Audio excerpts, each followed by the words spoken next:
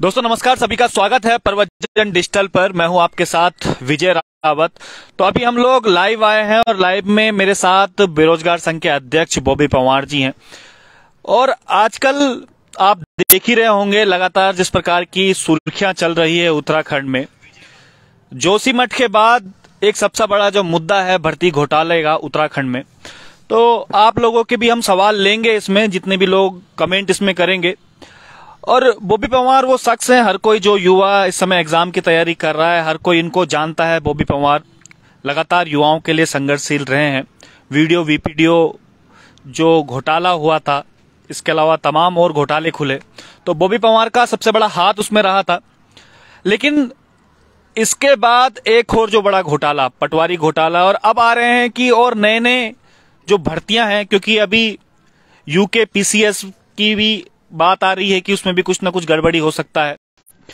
तो बॉबी भाई के पास हम लिए चलते हैं। सबसे पहले बॉबी भाई, बहुत स्वागत आपका। सबसे पहले तो लगातार हम देख रहे हैं बॉबी पंवार मिलते हैं यूके SSS के अध्यक्ष सचिव से, उनको डॉक्यूमेंट देते हैं। उसके बाद उसमें बहुत बड़ा घोटाला एक खोला जाता है, जो सबसे बड़ा घोटाला मेरे ख्याल से उत्तराखंड का ही क्या कहें या पूरे देश का एक घोटाला रहता है। और अब आयोग जो चेंज कर दिया जाता है, उसके बाद जो हरिद्वार में है क्या लोक सेवा आयोग, उसमें भी देखते हैं कि हम घोटाला हो जाता है। बॉबी पंवार वहां पर भी जाते हैं और वहां पर भी उनको कुछ डॉक्यूमेंट साक्ष्य देते हैं इस उसमें। कब तक ये चलता रहेगा उत्तराखंड में? बॉबी पंवार घोटाले पे घोटाला देते रहेंगे, डॉक्यूमेंट कहीं से उनके पास आएंगे और उसके बाद ये सब चीजें खुलती रहेंगी। कब तक चलता रहेगा आखिर? देखिए, वास्तव में उत्तराखंड में जो वर्तमान परिस्थिति को देखा जाए तो पानी सर से ऊपर जा चुका है। पढ़ाई करने वाला बच्चा भी कितने बार पढ़ाई करेगा और एक ही पेपर को कितने बार देगा, वो सबसे बड़ी समस्या ये है। अभी आप देख सकते हैं कि जैसे ताबड़तोड़ यूकेएसएससी का जो एक खुलासा हुआ था, उसके बाद ताबड़तोड़ जो उसमें गिरफ्तारियां हुई, और उन गिरफ्तारियों के बाद फिर जब सीबीआई जांच के लिए कोर्ट में केस चला, और उसके बाद जब कोर्ट ने मना कर दिया कि सीबीआई जांच नहीं होगी, क्योंकि तब तक एसटीएफ अच्छा काम कर रही थी। उसके बाद जब कोर्ट ने मना कर दिया तो उसके बाद ताबड़तोड़ तरीके से जमानत होने लगी। तो शायद ऐसा लगता है, ऐसा व्यतीत होता है कि उत्तराखंड में जो माफिया है, इन लोगों को डर नहीं है। इन लोगों को डर नहीं है कि हम अगर ऐसे घृणित करते हुए पकड़ में भी आ जाते हैं तो हमारे ऊपर कोई ऐसी कार्रवाई नहीं होगी जिससे हमारा भविष्य में कोई ऐसा नुकसान होगा कि जिससे हमारी सारे जो चीजें हो रुक जाएं। तो क्यों, अगर इतना बड़ा घोटाला उजागर हुआ था, तो उसके बाद मैं ये कहना चाहता हूँ कि क्यों धामी सरकार ने इस पर नकल रोधी कानून क्यों नहीं लाया? सबसे बड़ी बात यह है, उत्तराखंड के छात्रों ने एक बड़ी संख्या की तादाद में 6-7 हजार 8 हजार बच्चों ने सचिवालय घेरा, और उसके बाद मुख्यमंत्री से जो मुलाकात हुई, वहां पर उस ज्ञापन में नकल रोधी कानून के बारे में रखा कि आप इसे लाइए, परंतु सरकार ने उसे उचित लाना नहीं समझा।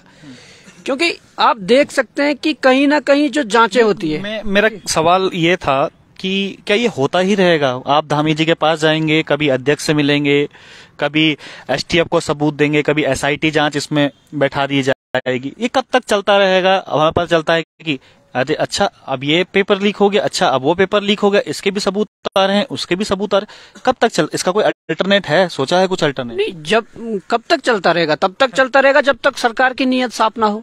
अगर सरकार की नीयत साफ हो जाए तो मुझे नहीं लगता कि 15 दिन 20 दिन और महीने भर में सफाई करने में ज्यादा समय लगे। सरकार की नीयत साफ होनी चाहिए।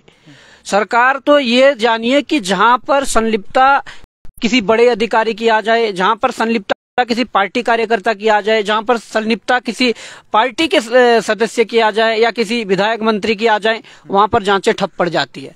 तो जब तक सरकार की नीयत में सुधार नहीं होगा, जब तक यहाँ जो हमने चुनकर सरकार भेजी है, वो सरकार इस उत्तराखंड को अपना उत्तराखंड नहीं मानेगी।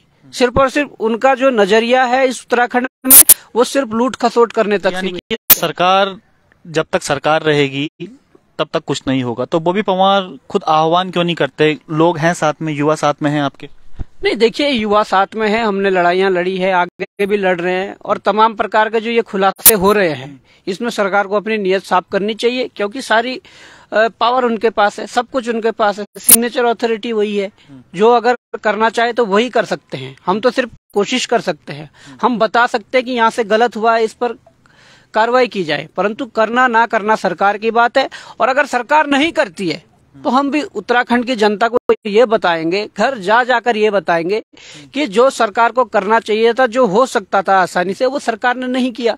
देखिए, कई लोग, मैं कमेंट पढ़ रहा हूँ लगातार आप लोगों के, तो कई लोग लिख रहे हैं कि ये वन दरोगा में सेग्रीगेशन की बात क्यों नहीं करते हैं, एई जेई में तो इनको सेग्रीगेशन चाहिए था, वन दरोगा में क्यों नहीं करते हैं। कई लोग मुझ पे भी इल्जाम लगा रहे हैं पत्रकार बॉबी पंवार का खास लगता है या ये हमारी बात नहीं उठाता है, तो इस प्रकार के इल्जाम भी लगते रहते हैं। सेग्रीगेशन की बात नहीं उठा रहे हैं आप, आ रहा है इसमें कि वन दरोगा भर्ती में, वन दरोगा में सेग्रीगेशन कैसे हो जाएगा?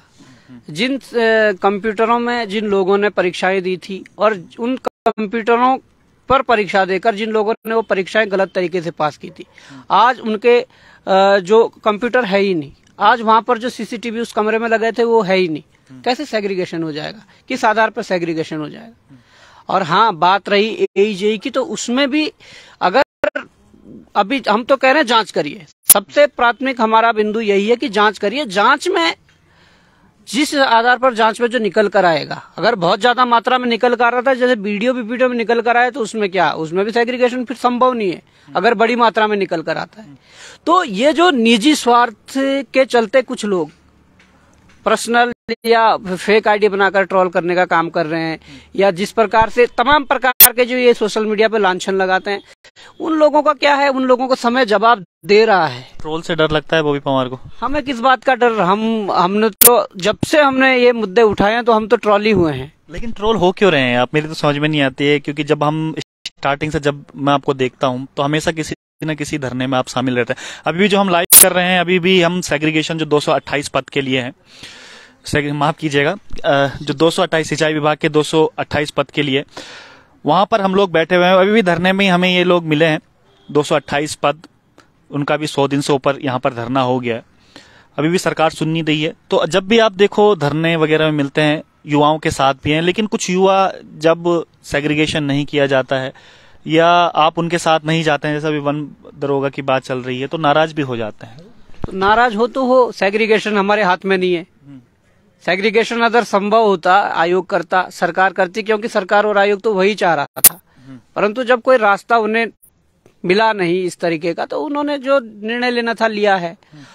और ये जो भर्तियां हुई है, सबसे बड़ी बात अभी करप्शन की चल रही है। करप्शन में अगर यूकेएसएससी का खुलासा हुआ तो यूकेपीएससी का खुलासा भी समय रहते हो चुका है, परंतु अगर यहाँ के युवाओं को, प्रदेश के बेरोजगारों को ये लगता है कि आयोग में जो खुलासा हुआ है, उन्होंने पटवारी को रद्द करके दोबारा 1 महीने बाद डेट दे दी है और हम फिर से पटवारी का पेपर देंगे या फॉरेस्ट गार्ड का 22 को पेपर देंगे, तो मुझे लगता है कि प्रदेश के युवाओं को ये बात गंभीरता से सोचनी चाहिए। अच्छा, ये केवल एक परीक्षा का मामला नहीं। एक चीज और मैं देख रहा हूँ, क्योंकि लगातार मैं भी इसमें रिपोर्टिंग करता रहा हूँ, लोग बटे हुए हैं। अब मैं जैसे देख रहा हूँ, कोई कह रहे हैं स्टेनो वालों को जल्दी ज्वाइनिंग मिलनी चाहिए, कोई कह रहे हैं कि पुलिस भर्ती में होना चाहिए, कोई कहते हैं कि हमारे एलटी वालों का होना चाहिए। सब बटे हुए हैं, एकजुट नहीं होते। मान लीजिए अगर कोई भर्ती लीक होती है, उसमें अगर चयनित छात्र जो हैं वो बाहर हो जाते हैं तो आपके खिलाफ हो जाते हैं, कि बॉबी पंवार ने कहा है कि ये खिलाफ होगी। जो आपके साथ होते हैं वो आपके खिलाफ हो जाते हैं।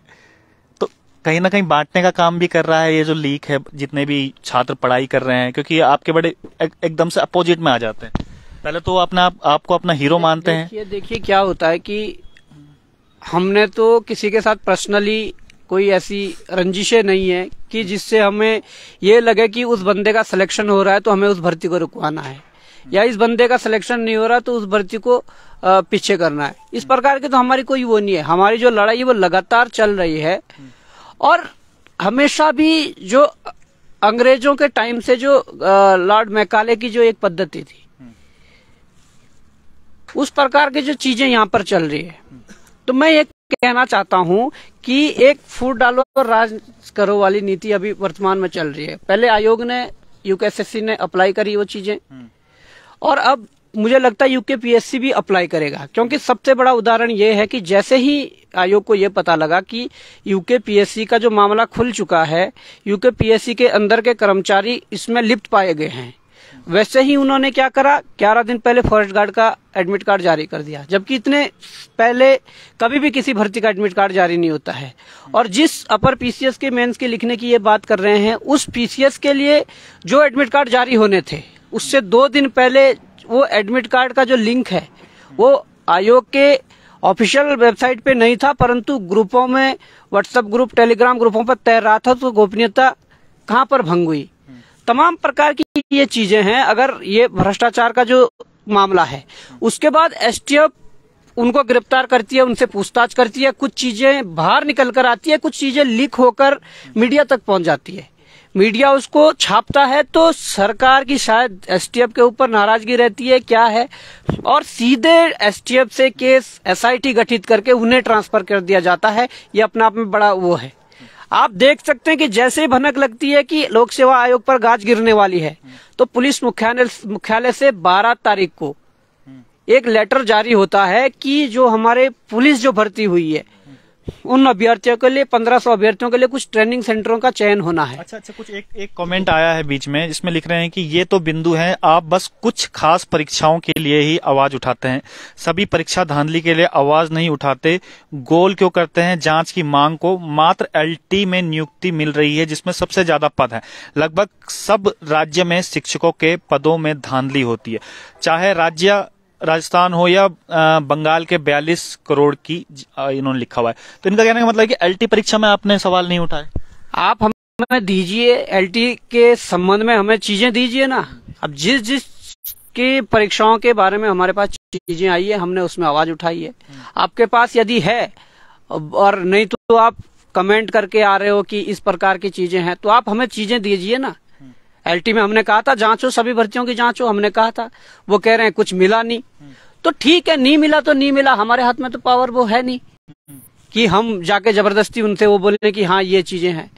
परंतु हाँ, जब कुछ हमें ऐसा मिल जाएगा एलटी में या किसी भी भर्ती की मैं बात करूं, तो हम तो ये कह रहे हैं कि जिसमें गड़बड़ियां हैं उसकी हो जांच अच्छे से, और गड़बड़ियों के आधार पर क्या उसका धांधली का जो स्तर है वो क्या है, उस आधार पर ही डिसीजन हो। अभी कौन कौन सी और भर्तियां हैं जो अभी भेंट चढ़ने वाली हैं धांधली के? कुछ हिंट वगैरह दे दीजिए जरा, क्योंकि कई आप मैं पोस्ट पढ़ रहा था, उसमें लिख रहा था कि बहुत जल्दी कुछ ना कुछ होने वाला है। भेंट क्या चढ़नी, भेंट वो चढ़ चुकी है। अच्छा। इतने बड़े प्रकरण के बाद पटवारी का पेपर बाहर था, पुलिस कांस्टेबल के जो हमें कुछ तथ्य मिले हैं, उस आधार पर पुलिस कांस्टेबल का पेपर बाहर था, और एजेई में भी क्वेश्चन बैंक बाहर बता रहे हैं। तो ये काम तो जांच समितियों का है। पुलिस कांस्टेबल के भी बाहर थे?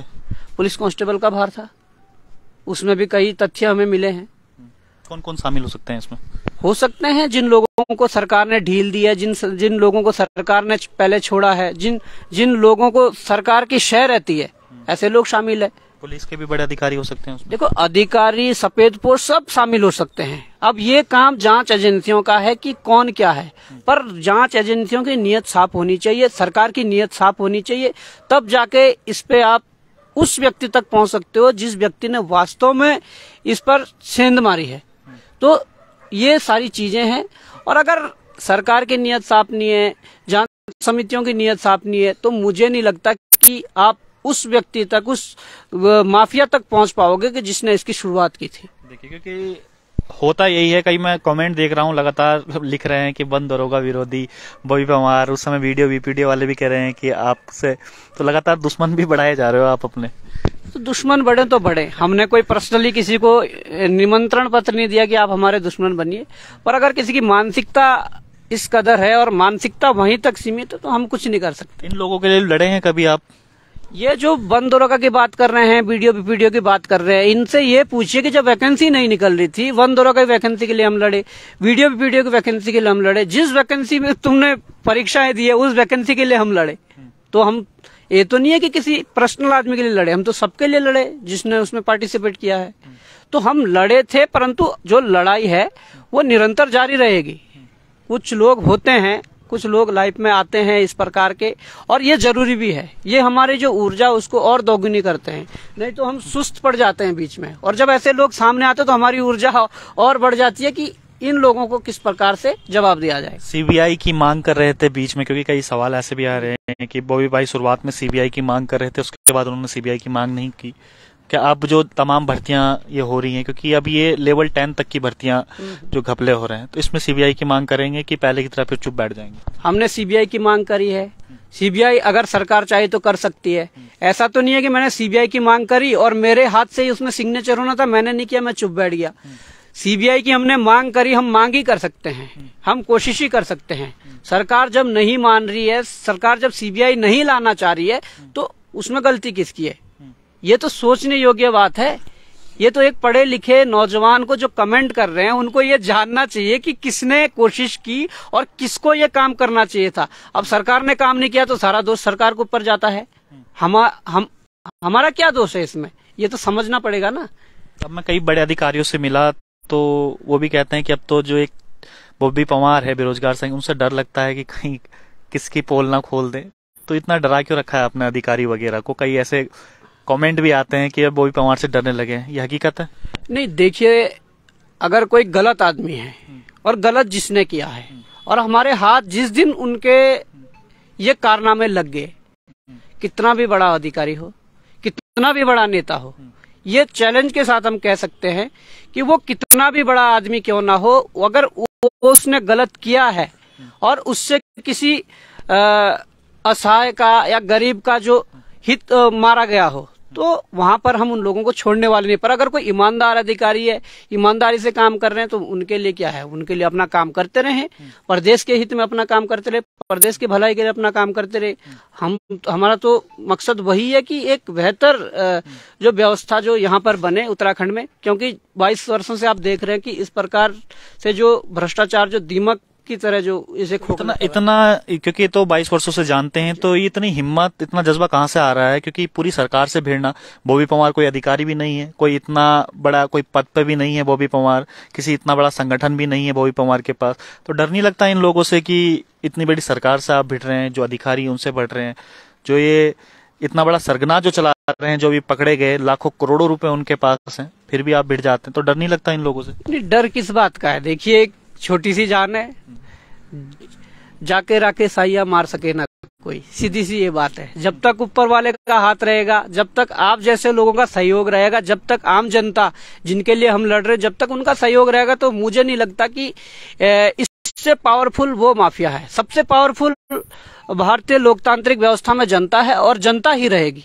अगर जनता ने कुछ भी ठान लिया है तो मुझे नहीं लगता कि जनता से पावरफुल कोई माफिया है, जनता से पावरफुल कोई सरकार है, जनता से पावरफुल कोई नेता है या बिजनेसमैन है या कोई बड़ा ऐसा आदमी है कि जनता से पावरफुल हो जाए। मुझे नहीं लगता कि जनता सबसे पावरफुल, और जनता का साथ है हमें। लेकिन जो विरोध में है वो भी जनता ही है, कुछ कभी आपके साथ भी हुआ करते थे। तो उन लोगों को समझा क्यों नहीं पा रहे हैं बॉबी पंवार? क्या वो समझना नहीं चाह रहे हैं या उनको समझा नहीं पा रहे हैं?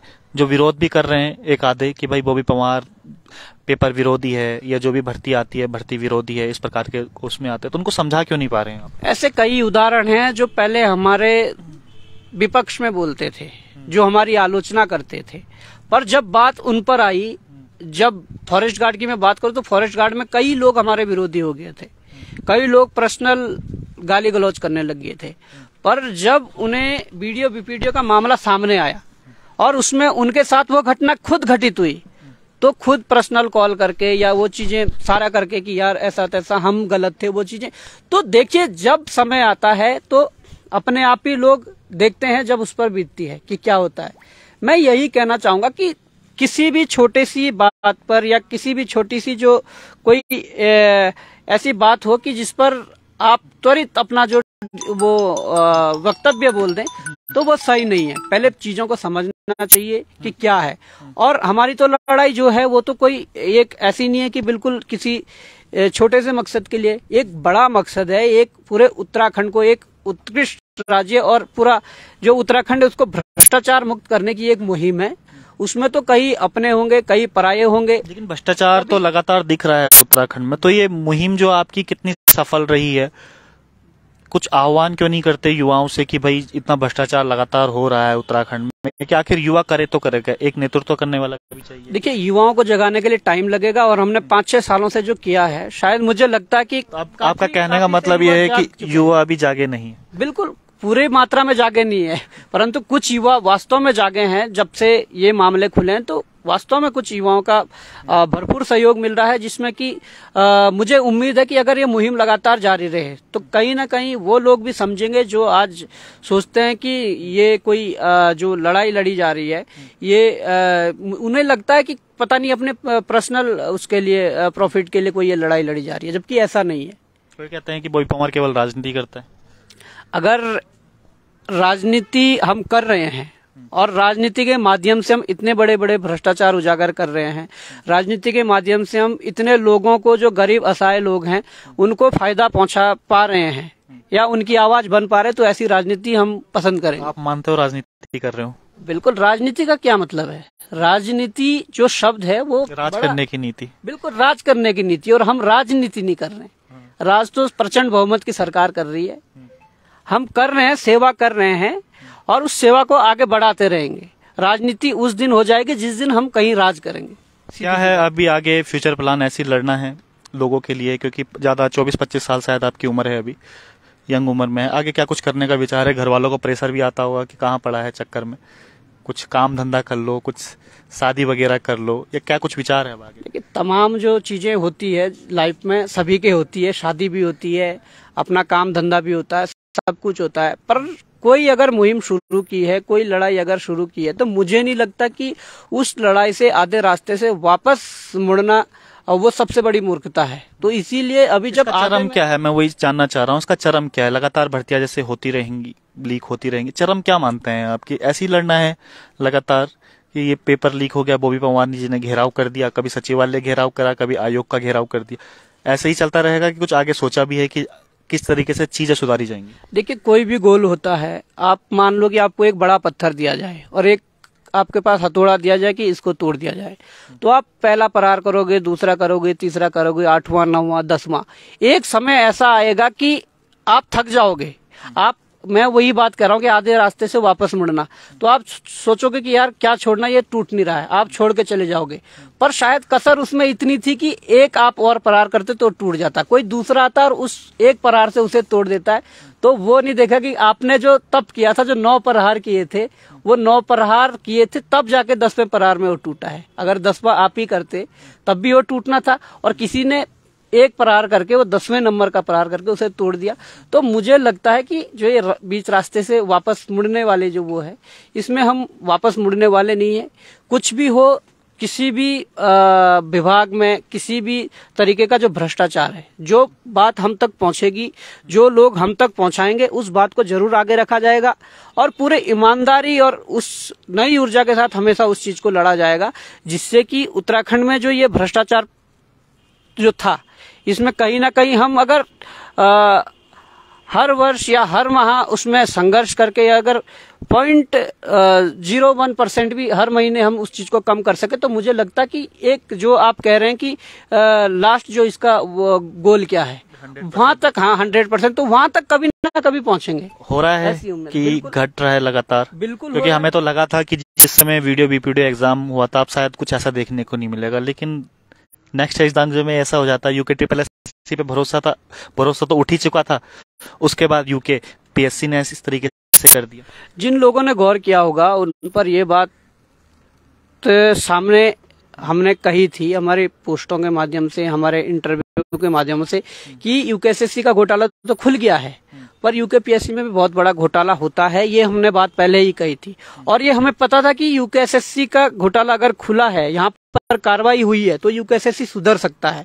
यूकेपीएससी नहीं सुधर सकता है जब तक यूकेपीएससी पर कार्रवाई नहीं होगी, परंतु अब यूकेपीएससी पर भी कार्रवाई हुई है, तो कहीं ना कहीं मुहिम आगे बढ़ रही है। और अगर किसी को ये लगता था कि यूकेएसएससी पर कार्रवाई होगी और यूकेपीएससी सुधर जाए, तो मतलब ही नहीं था। पर आज अगर यूकेपीएससी पर कार्रवाई होगी, अगर प्रदेश की जनता ये आवाज बुलंद करेगी कि लोक सेवा आयोग पर उचित कार्रवाई होनी चाहिए, वहां पर जांच होनी चाहिए, तब जाके वहां का माहौल सुधर सकता है, तब जाके यूकेएसएससी का जो माहौल है तभी सुधरा हुआ। लेकिन सरकार तो अपनी पीठ थपथपा रही है, कह रही है कि देखो हमने ये मैटर उजागर किए हैं। आज से पहले जो सरकारें रही हैं उन्होंने कभी इस प्रकार के मैटर उजागर नहीं किए हैं, तो लोगों को तो तारीफ करनी चाहिए। आपको क्या लगता है, सरकार अपनी इस मामले में पीठ थपथपा रही है? नहीं, पीठ थपथपा रही है तो थपथपाएं, हमें क्या है उससे, पर उससे अंजाम तक तो पहुंचाएं। आप लोगों ने कहा कि ईडी को लेटर भेजा था, खुद पुलिस के जो मुखिया है उत्तराखंड में उन्होंने कहा था कि हमने ईडी को लेटर भेजा है। तो मेरे समझ में ये नहीं आता कि 5, 6, 7 महीने हो गए हैं, वो लेटर शायद ईडी के ऑफिस तक नहीं पहुंचा है, उसका कोई जवाब नहीं आया है। हमारी सरकार के मुख्यमंत्री धामी जी ने कहा था कि केदार बाबा की सौगंध खाकर कहते हैं कि एक भी भ्रष्टाचारी को नहीं बचने देंगे, परंतु कहाँ, भ्रष्टाचारी तो खुलेआम घूम रहे हैं।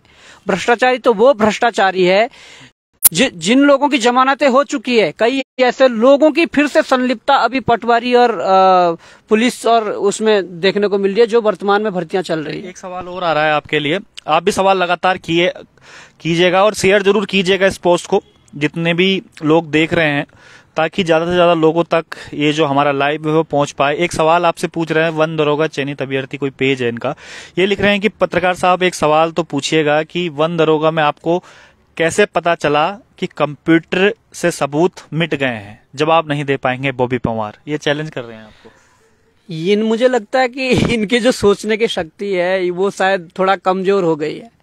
अब वन दरोगा चयनित अभ्यर्थी के नाम से पेज आईडी जो भी बनाई है, मैं यही कहना चाहूंगा कि हमें इसलिए पता लगा कि हम जब जांच समिति के साथ बैठे थे तो जांच समिति में जो सामने निकल कर आया है, तो यही निकल कर सामने आया था कि जिस लैब पर छापा मारना था, जिस लैब पर डाउट था कि इस लैब में हो सकता है कि अगर 100 लड़के बैठे हों तो 50 लड़के कम से कम ऐसे हो जिन्होंने गलत तरीके से पर्ची लेकर या उसका सिस्टम हैक करके जो परीक्षा पास की हो।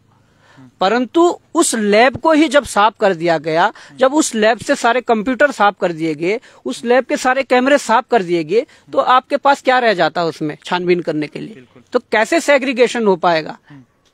तो ये दूसरे नामों से आईडी चलाकर इस प्रकार के ट्रोल करना, मुझे लगता है कि ये कुछ ब्लैक शिप भी घुसे हो सकते हैं।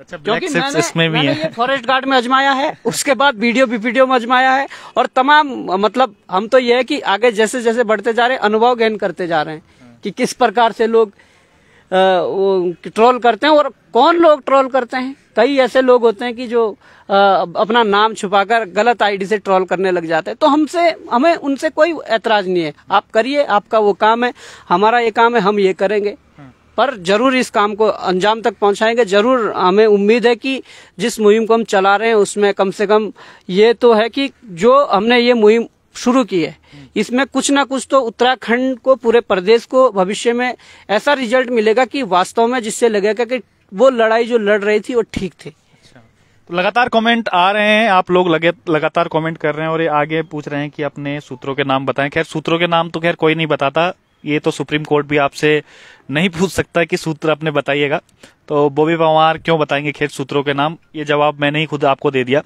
बॉबी भाई, एलटी के लिए बड़े सवाल आ रहे हैं कि एलटी पे आप कुछ नहीं बोलते हैं, लगातार आप एलटी पे आपने बिल्कुल क्लीन चिट दे दी, ऐसे क्यों बार बार ये सवाल आ रहे हैं? हम कौन क्लीन चिट देने वाले होते हैं? हमने जब देखा था तो हमने सबसे पहले यही मांग उठाई थी कि जो भी परीक्षाएं इस एजेंसी ने करवाई है उनकी जांच हो। अब इन्होंने जांच समिति गठित की, उन जांच समितियों ने क्या इसमें जांच की, और उस जांच के उपरांत जो इन्होंने डिसीजन लिया, किस आधार पर लिया? एसटीएफ से हटा के एसआईटी को दे दी गई है, इसमें ये इस प्रकार के कमेंट आपको क्या लगता है क्यों दे दी गई है? देखिए, बड़ा दुर्भाग्य है। मुझे लगता है कि सरकार जो चाहती है वो अपने कंट्रोल में चीजें रखना चाहती है। ये बात हरेक व्यक्ति को, उत्तराखंड के हरेक व्यक्ति को जान लेनी चाहिए कि सरकार चाह रही है कि अपने कंट्रोल में चीजें रहें, क्योंकि कहीं ना कहीं जिस प्रकार का बदलाव आया पहले दिन के बयान में और दूसरे दिन के बयान में, जो रातों रात जो बदलाव आया और रातों रात एसआईटी गठित करके एसआईटी को जो चीजें सौंपी गई, मुझे लगता है कि सबसे बड़ा फर्जीवाड़ा ये है, और ये सरकार की ओर से ये फर्जीवाड़ा है। मैं सीधे आरोप लगा रहा हूँ। अगर सरकार की नीयत साफ है तो आप अच्छी तरीके से इसमें जांच करके दिखाइए। कोई हाई कोर्ट का जो वकील, हाई कोर्ट का जो जज है, उनकी निगरानी में इसकी जांच करवाई जाए, तब हम मानेंगे। नहीं तो ऐसा क्या हुआ कि अंकिता प्रकरण में भी डीएम का जो पहले बयान था रिजॉर्ट को तोड़ने को लेकर, वो दूसरे दिन चेंज हो गया। और उसमें मामले को रफा दफा कर दिया, दबाया गया। यहाँ पर भी ऐसा क्या मामला है कि एसटीएफ ने जो चीजें बोली थी, जो ये लोग पूछ रहे हैं कि आपके सूत्र क्या है, हमारे जो सूत्र है, हमारे सूत्र भी पहले से यही कह रहे थे कि जो चीजें बाहर आई है, जो पेपर लीक हुए हैं, उसमें जो एसटीएफ ने दूसरे तीसरे जो पहले बोला था कि ये परीक्षाएं, इसमें भी चीजें गलत तरीके से गड़बड़ियां हुई है, वो सूत्र सही थे। वो मैं कह रहा हूं कि एसटीएफ के सूत्र सही थे, पर सरकार को वो बात पसंद नहीं आई। सरकार को लगा कि हमसे आगे चल रहे हैं, एसटीएफ ने चीजें पब्लिक डोमेन में डाल दी है, इसलिए हमारे लिए खतरा हो सकता है। कई सवाल आ रहे हैं, क्योंकि हम लोग फिर सवाल ले नहीं पाएंगे। एक सवाल पीएम मासीवाल लिखते हैं कि जेई के 3 और एई के 5 और प्रवक्ता में 3 लोगों के द्वारा नकल का मामला कहाँ गायब हो गया? यही तो बात है, यही तो हम बात कर रहे हैं कि एसटीएफ से जो चीजें सामने आई थी, उनके सूत्र थे, उन्होंने शायद चीजें उगलवाई होंगी उनसे जो पकड़े गए, और हमारे भी यही सूत्र थे कि इन परीक्षाओं में गड़बड़ियां हुई है। परंतु उन सूत्रों को गायब करने के लिए, उन चीजों को गायब करने के लिए सरकार द्वारा एसटीएफ से सीधे एसआईटी गठित करके उन्हें अगर सौंप दी गई है, तो ये बात मैं मान सकता हूं कि सरकार पूरे प्रकरण में मामले को दबाने में लगी है। सरकार पूरे प्रकरण में किसी बड़े अधिकारी, किसी बड़े सफेदपोश को बचाने में लगी है। आपको ये लगता है? लगता क्या ये है, और जिस दिन कभी मौका मिला या जिस दिन ऊपर वाले ने मौका कुछ दे दिया, तो अगर कुछ ऐसा हुआ तो खोल के पूरा सब कुछ रख देंगे ऊपर वाला। अच्छा, एक और चीज मैं जानना चाह रहा था मैं आपसे, क्योंकि आप आयोग भी गए थे, यूकेपीएससी गए थे आप, और आपने जो वहाँ के अध्यक्ष हैं और जो सचिव हैं उनसे भी मिले थे, वो कुछ डॉक्यूमेंट दिए थे। उस पर ना कोई उन्होंने बताया कि ये डॉक्यूमेंट जो आपने दिए हैं उनको, इसमें सत्यता कितनी है, खंडन नहीं करा उसका, और अब पता चलता है कि वहां से लीक हुई है पेपर। आपको क्या लगता है, सचिव और अध्यक्ष की संलिप्तता है सब चीजों में? देखिए, अगर वहां पर अनुभागों की बात करें, ये गोपनीय अनुभाग की बात है, तो कितने वहां पर अनुभाग है, और यहाँ पर जो अभी कल का जो एक बयान है, एसटीएफ का ही बयान है, एक बयान के बाद दूसरा ये बयान है जो पलटा गया, जिसमें कह रहे कि चतुर्वेदी को केवल पटवारी के एग्जाम में उनको गोपनीय विभाग दिया गया था या उनके अंडर में ये चीजें हुई थी। अगर हुई थी तो पुलिस का पेपर कौन से चतुर्वेदी ने बाहर निकाला, यही था या कोई दूसरा था? और जो दूसरे अन्य पेपर है वो किसने बाहर निकाले? कहीं ना कहीं ये बड़ी चैन है।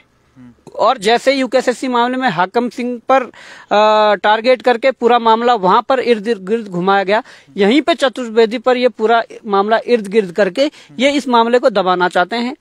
सीधी सी ये बात है कि इसमें हम ये मांग कर सकते हैं, ये मांग हम लगातार कर रहे हैं कि जो हमने चीजें दी, या वो चीजें गलत है तो उसका खंडन कर दीजिए, और अगर वो चीजें सही है तो उस पर कार्रवाई कर दीजिए। सीधी सी ये बात है। और चीजें हमारे पास और कुछ भी बहुत कुछ आ रखी है। कल सेकंड सैटरडे, और लगता है जो मेरा मूल सवाल था, सचिव और अध्यक्ष की मिली भगत, बिल्कुल मिली भगत होगी। अगर ये चीजें सामने आ रही है, उनके अंदर के लोग संलिप्त पाए जा रहे हैं, तो बिना सचिव, बिना अध्यक्ष के संलिप्तता के, या अगर हमने ये चीजें बता दी, ये स्पष्ट बात है, ये सचिव को आज भी आप सामने पूछ सकते हैं, उनका इंटरव्यू ले सकते हैं। हमने सामने जाकर ये बोला कि आपके आयोग के अंदर के लोग यहाँ पर धांधली करवा रहे हैं और आपको इसका ध्यान देना चाहिए। शायद मैंने ये तक कहा था कि आप नए हैं और आपको पता नहीं है कि आपके नीचे या आपके अंदर के लोग कितना यहाँ पर भ्रष्टाचार फैला रहे हैं, परंतु उन्होंने वो बात का संज्ञान लिया पर उस पर कार्रवाई नहीं की। तो साफ तौर पर ये देखा जा सकता है कि अगर वो संलिप्त नहीं है तो उन पर वो कार्रवाई करते, और अगर संलिप्त है तो उन्हें पता होगा पहले से कि चल रहा है तो चल रहा है, जितने गोपनीय तरीके से हम चला सके चलाएंगे। परंतु उन्हें नहीं पता कि ये जो समय है, ये समय का चक्र जब घूमता तो अपने आप चीजें खुलकर सामने आ जाती है। अच्छा, जो अब तक कार्रवाई हुई है, वीडियो वीपीडियो जो भर्ती घोटाला जो हुआ है, उससे कितने संतुष्ट हैं? काफी गिरफ्तारी भी हुई है, वीडियो वीपीडियो के बाद अन्य एग्जाम में भी गिरफ्तारियां हुई है। कितना संतुष्ट मानते हैं कि एसटीएफ ने अपना काम सही किया है? जो पूरे गुनहगार थे वो सलाखों के पीछे, संतुष्ट हैं इस बात से? नहीं, इसमें कोई दो राय नहीं है कि एसटीएफ ने काम अच्छा नहीं किया। एसटीएफ ने काम अच्छा किया है, और अभी भी वर्तमान स्थिति में पटवारी के पेपर में एसटीएफ ने जल्दीबाजी दिखाते हुए तुरंत जो प्रेस कॉन्फ्रेंस के माध्यम से लोगों के सामने चीजें रखी है, वो सबसे बड़ी सफलता मैं एसटीएफ की मानूंगा, और सबसे बड़ा ये काम उन्होंने अच्छा किया है।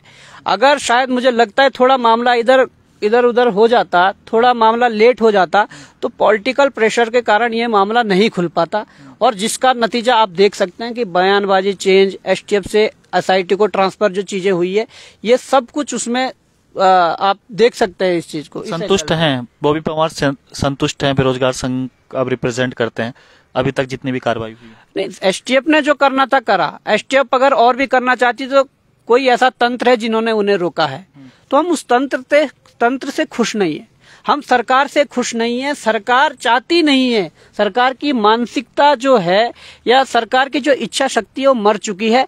सरकार सिर्फ और सिर्फ जहां पर उन्हें लगेगा कि हमारा कोई अधिकारी फंस रहा है या हमारे कोई नेता फंस रहा है, वहां पर जांच ठप पड़ जाती है। सरकार पर सीधे हम टारगेट करेंगे, क्योंकि सरकार अगर चाहेगी तो महीना भी नहीं लगने वाला, दोनों आयोगों की सफाई ढंग से हो जाएगी। आप संतुष्ट क्यों नहीं होते? सवाल तो यही है ना। अब आप कह रहे हैं एसटीएफ के मामले से सही कार्रवाई करी है, लेकिन उसके बाद आप कह रहे हैं कि सरकार से संतुष्ट नहीं है। क्या जो जांच की गई है उससे संतुष्ट नहीं है, कि किस चीज से संतुष्ट नहीं है? क्योंकि काफी गिरफ्तारियां भी उसमें हो चुकी हैं, इतने सारे जो धन भी कई लोगों से वसूल किए गए, और कईयों पे घरों में बुलडोजर चलते हुए हमने देखे। तो अब कौन सी कसर बाकी रह गई? हम संतुष्ट इसलिए नहीं है, जब मुख्यमंत्री जी से मुलाकात होती है तो मुख्यमंत्री जी कहते हैं कि अगर जरूरत पड़ी तो हम सीबीआई जांच भी करवाएंगे। क्यों नहीं करवाई? फिर 2-3 दिन बाद डीजीपी का एक स्टेटमेंट आता कि हमने ईडी को पत्र लिखा है, ईडी इन्वॉल्व होगी। क्यों नहीं हुई? और उसके बाद जो प्रक्रिया आगे बढ़ती है, जब जमानतें धड़ाधड़ होने लग जाती है, आपने देखा होगा 24, 25, 30 लोगों की जमानतें हो चुकी है। तो जब इतने लोगों की जमानतें हो चुकी है, तो हम अपने जो सूत्र हैं, हम उन सूत्रों से पता करते हैं कि जमानतें क्यों हो रही है, कारण क्या है।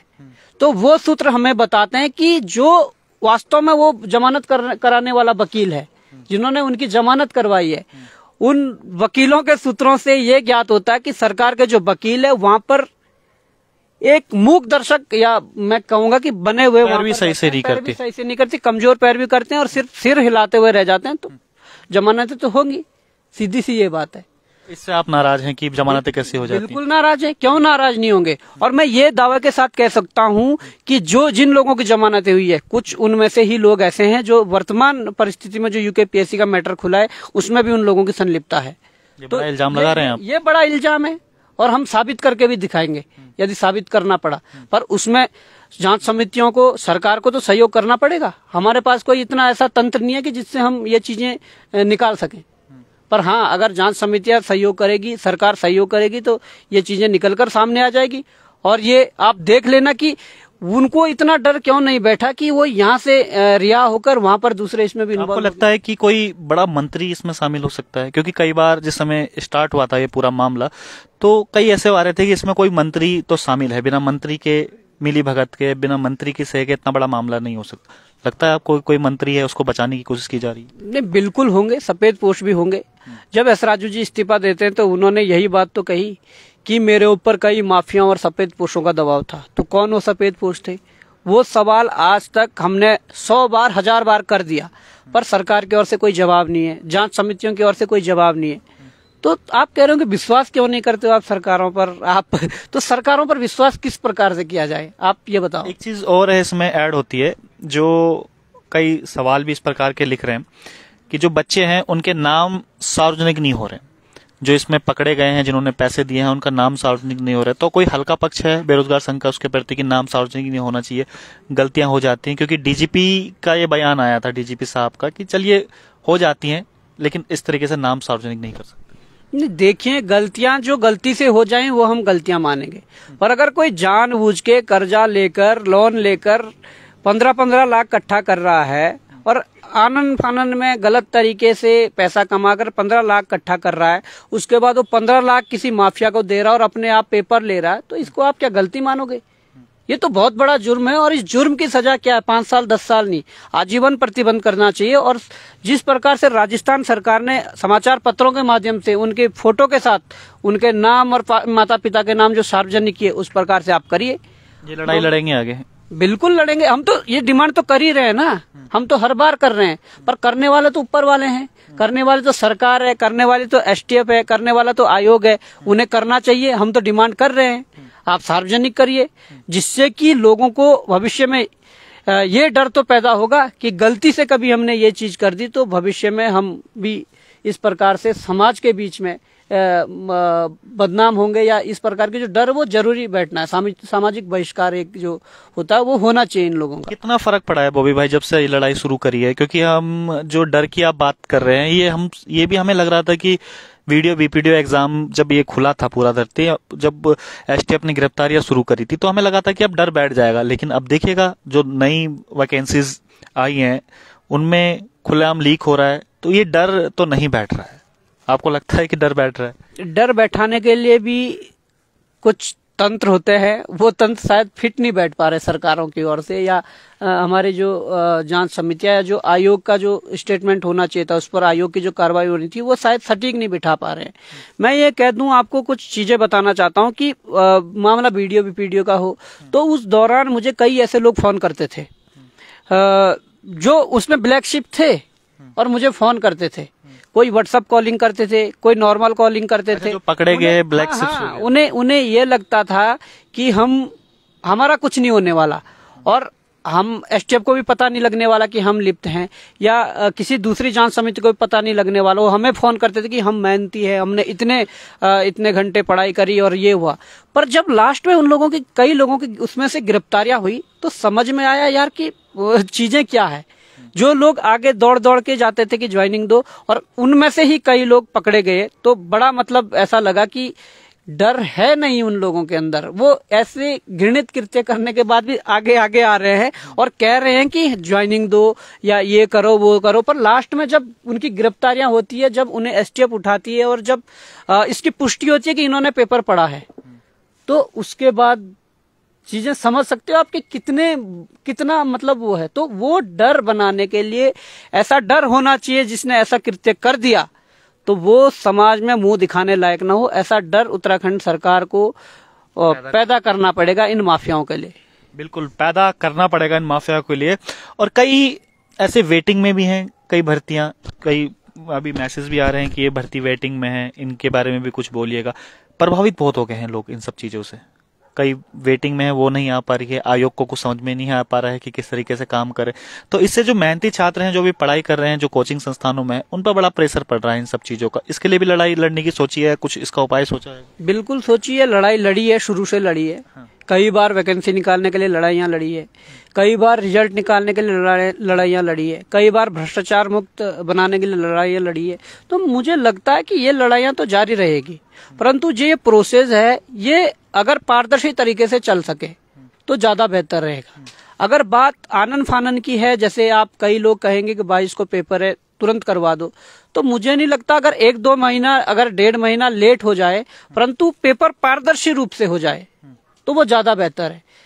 कुछ ऐसा ना हो कि 22 को पेपर करवा दें, 23-24 को कुछ चीजें सामने आ जाएं, तो फिर बड़ा कष्ट होता है फिर उसके बाद। और अगर पहले ही उस पर संज्ञान लेकर उस पर कार्रवाई हो तो एक मैसेज बहुत आ रहा है बार बार, मैं वो भी पढ़ लेता हूँ। चिकित्सा सेवा चयन बोर्ड का क्या हुआ? ये बोर्ड कैसे पाक साफ हो सकता है?